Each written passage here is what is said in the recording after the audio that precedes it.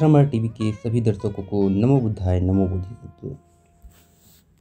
जैसा कि आप जानते हैं, हमारा पूर्णिमा का जो सीरीज चल रहा है यह उसका एक और भाग है। आज की पूर्णिमा है माघ पूर्णिमा, जिसे माघो पूर्णिमा के नाम से भी जाना जाता है। इस पूर्णिमा में मुख्य रूप से हम 4 घटनाएं इतिहास में हमें देखने को मिलती है। तो हम पहली घटना देखते हैं कि पहली घटना है भगवान बुद्ध ने महापरिनिर्वाण की घोषणा इसी माघ पूर्णिमा पर की थी। वैशाली जो बिहार को शारदित चैत्य विहार ऐसा भी कहा जाता है, वहाँ पर विहार कर रहे थे और आनंद को बुलाते हैं और कहते हैं कि आनंद, मैं आने वाले 3 महीने में जो माघ पूर्णिमा है उस माघ पूर्णिमा में मेरा महापरिनिर्वाण होगा। तो वह दिन पूर्णिमा का दिन था।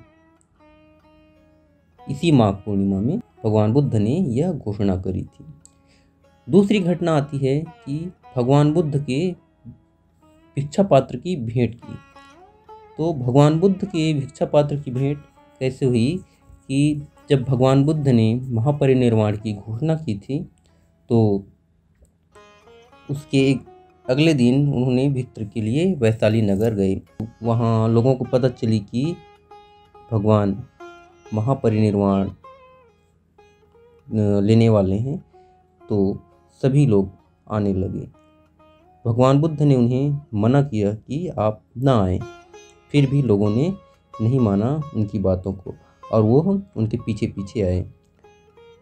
तो वहाँ पर भगवान बुद्ध ने इनका आदर प्रेम देखकर उन्होंने अपना भिक्षा पात्र उन्हें भेंट दी श्रावस्ती वालों को, और श्रावस्ती वालों ने उन्हें बड़ा ही आदर के साथ रखा और उसका एक विहार बनाया उस समय।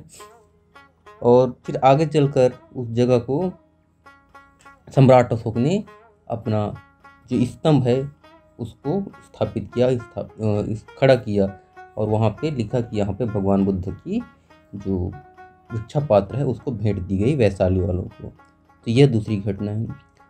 तीसरी घटना हमें देखने को मिलती है कि जो आनंद है उनके प्रिय शिष्य थे, तो आनंद श्रमण का भी परिनिर्वाण इसी माघ पूर्णिमा पर हुआ। आनंद का भी जो परिनिर्वाण था वो भी भगवान बुद्ध के जैसे हुआ। उन्होंने भी अपना परिनिर्वाण की घोषणा कुछ समय पहले ही कर दी। तो आनंद कहते कि मेरा परिनिर्वाण होने वाला है, ऐसा कर कर वो राजधानी राजगिरी से वैशाली की ओर चलते हैं, क्योंकि भगवान बुद्ध ने वैशाली में अपना महापरिनिर्वाण किया था, तो वो भी चाहते थे कि मेरा भी परिनिर्वाण वहाँ पर हो। जैसे ही ये बात अजातशत्रु जी को पता चली तो उन्होंने उनके पीछे पीछे गए और वो चाहते थे कि मेरा आनंद यहाँ पर ही मेरे राज्य में ही अपना परिनिर्वाण करे।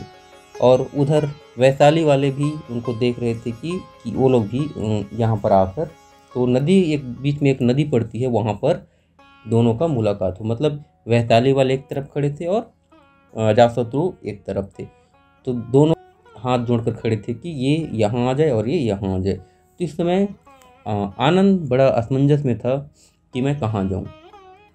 तो आनंद उसी नदी के बीचों बीच परिनिर्वाण को उपलब्ध होते हैं और दोनों राज्य थे उनका अस्थि बराबर भागों में बांटकर उनका अपना विहार बनाते हैं।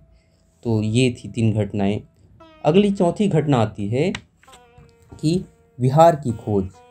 वैशाली नगर में माघ पूर्णिमा के दिन इसको बहुत ही अत्यंत पूर्ण घटना के रूप में मानते हैं और इसी दिन विहार राज्य में वैशाली में भगवान बुद्ध की जो धातुओं से जो विहार निर्माण किया हुआ था, वहाँ पर उस स्तूप का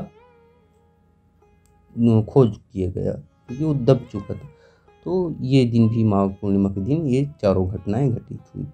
तो आज के लिए इतना ही। आप सभी का मंगल हो, सुखी हो। धन्यवाद। नमो बुद्धाय नमो बोधिसत्व।